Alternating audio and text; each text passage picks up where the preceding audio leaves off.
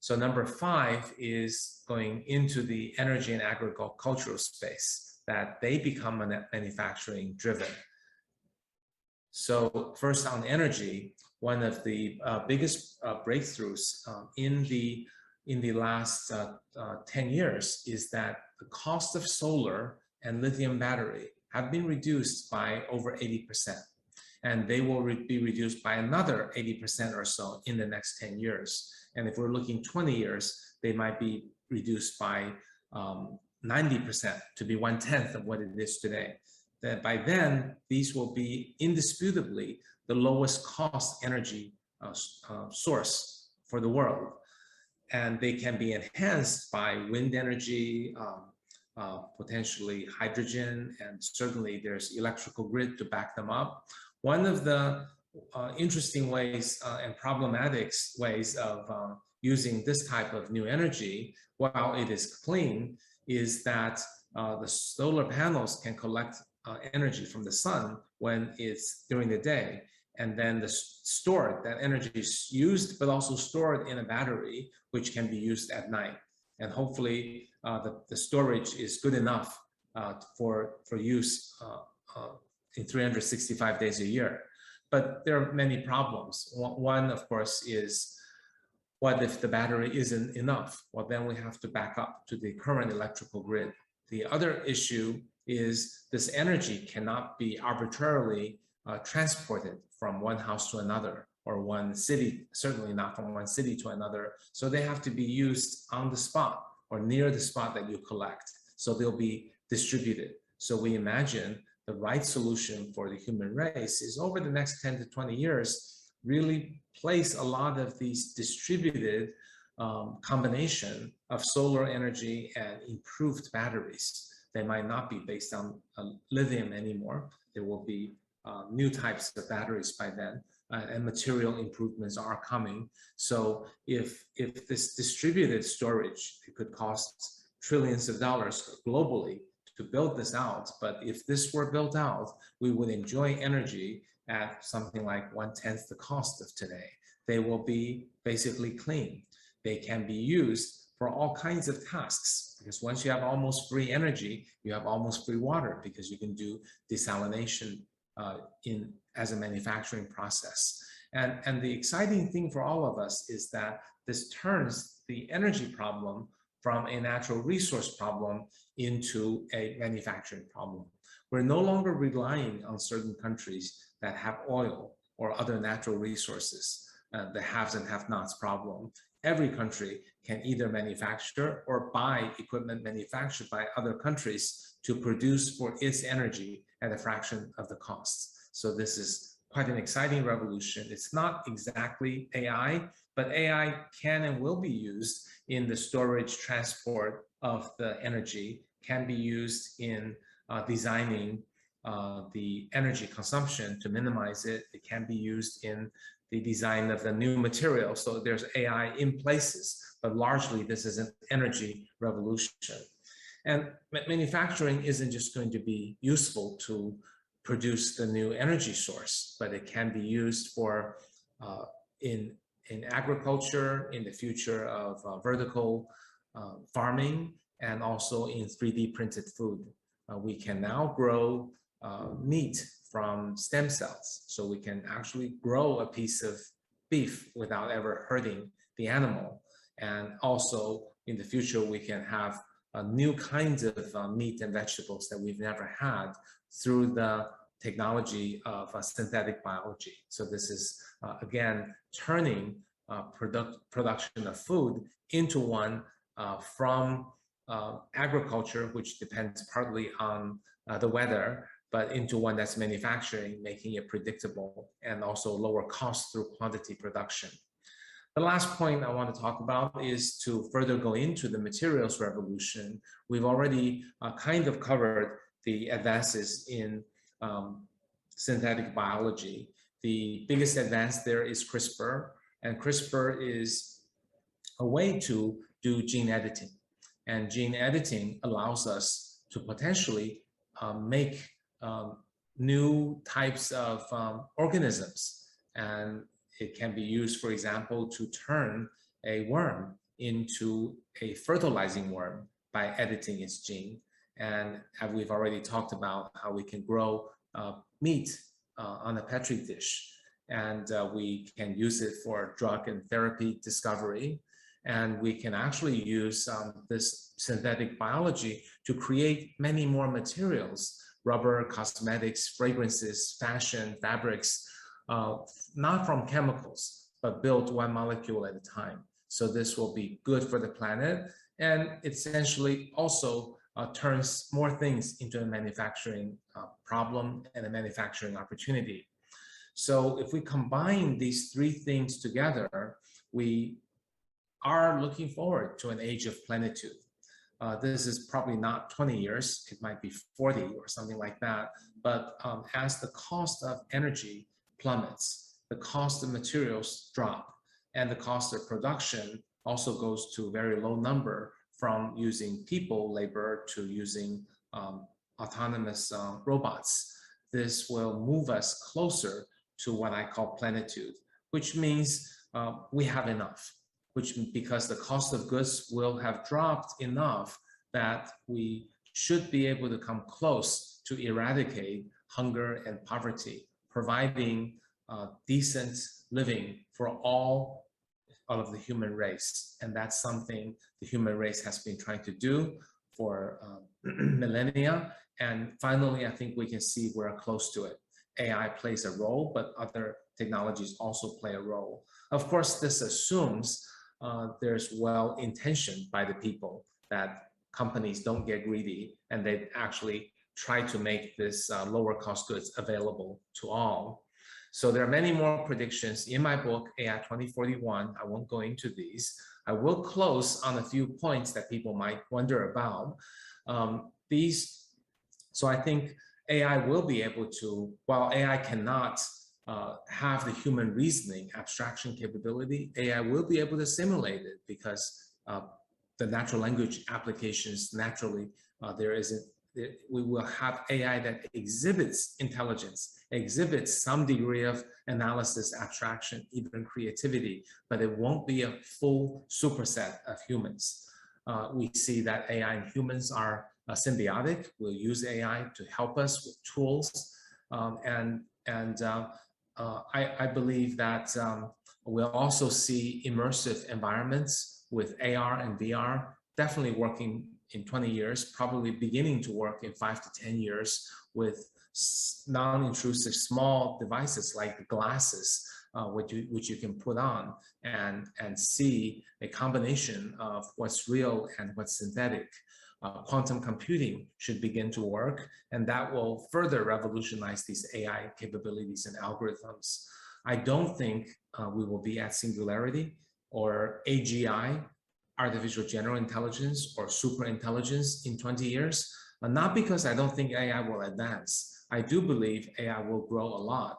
If we are this circle over here, and then AI is this circle with some intersection, the AI circle will hugely grow over the next 20 years, but it won't be a full superset of the human capabilities. And it's also my hope that humans will grow because we learn to use AI better, and because we improve on our fundamental capabilities in the process. The reason I don't think we can fully get there is there are still too many open scientific problems. We don't know how our brain works. We don't know why we have emotion and self-awareness. We don't know where our creativity comes from.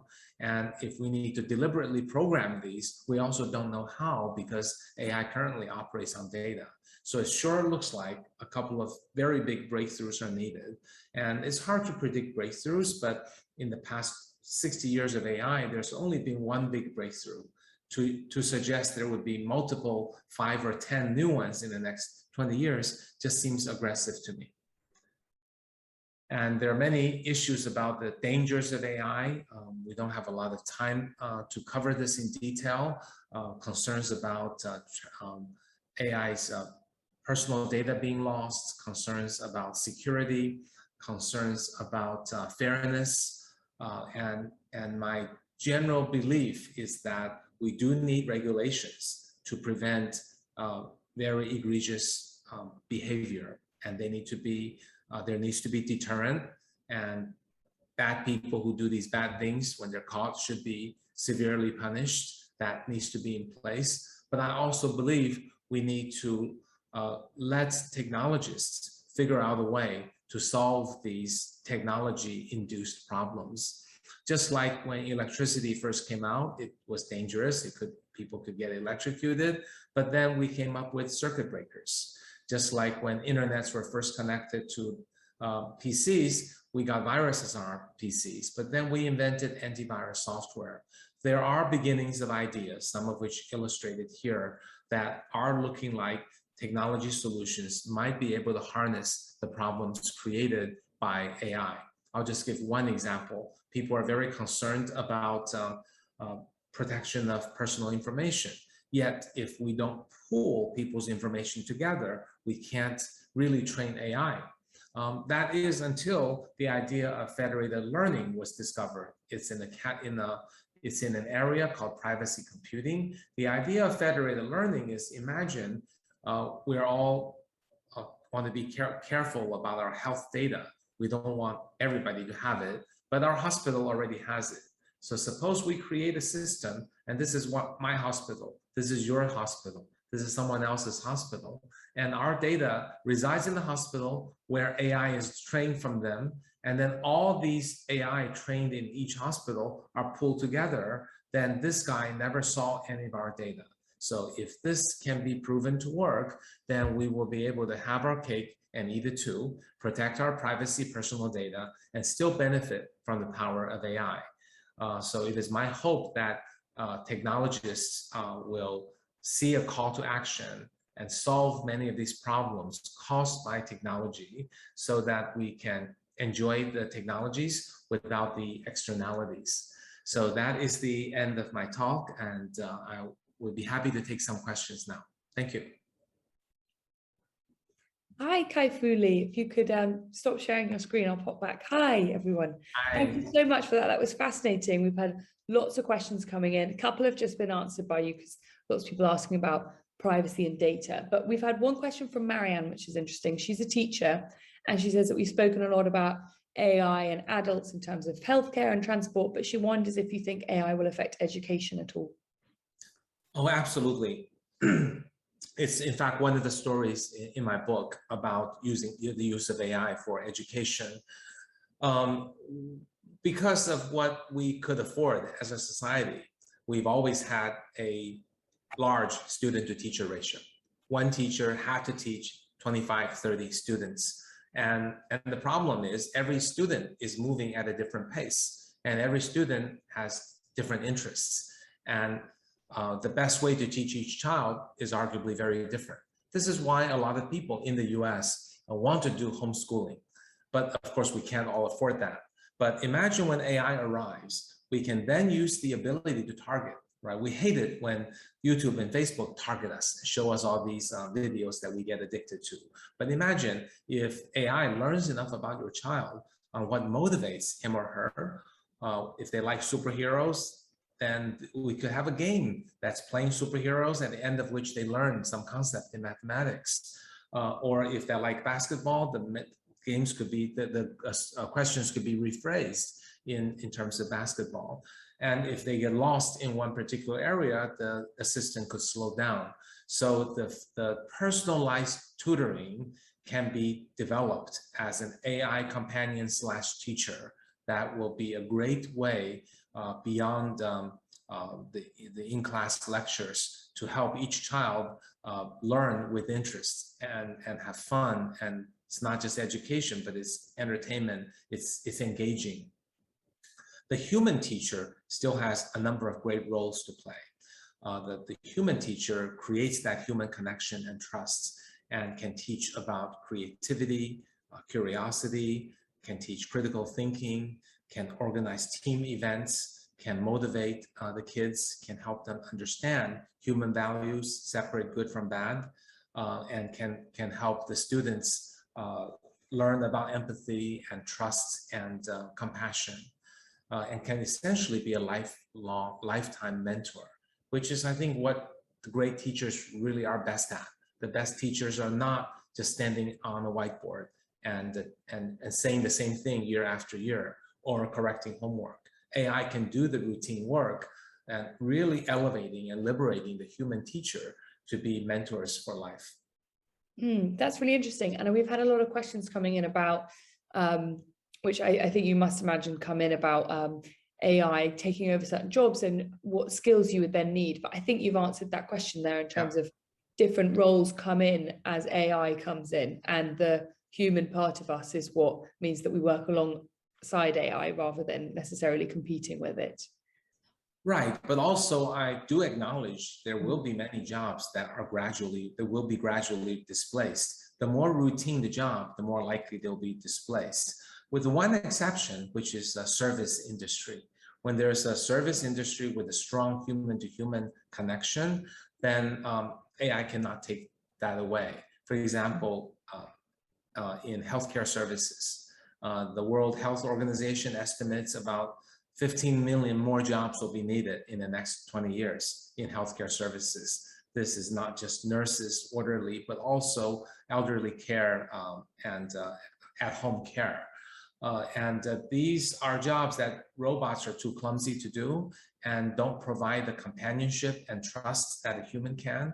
And even if they did a really good job mechanically, the people being taken care of don't want that. They want another person to be there with them. So there will be jobs created. The problem is, of course, there is a disparity in pay. Some routine jobs actually pay a lot more than an at-home care assistant. And I think the supply and demand will shift, and hopefully these service jobs will pay better in 20 years. Very interesting. Kai-Fu Lee, thank you so much. Unfortunately, that's all we've got time for, but everyone with questions, I hope there are more articles. There's many books by Kai-Fu Lee that you can pick up. But thank you so much for sharing that. And also thank you so much because the book is not yet released until tomorrow in the UK. So this has been a sneak preview for everyone here in Britain. Kai-Fu Lee, thank you so much. And I hope you enjoyed the rest of your evening, and for everyone else in the UK, the rest of your day. Bye-bye, everyone. Thank you. Bye-bye.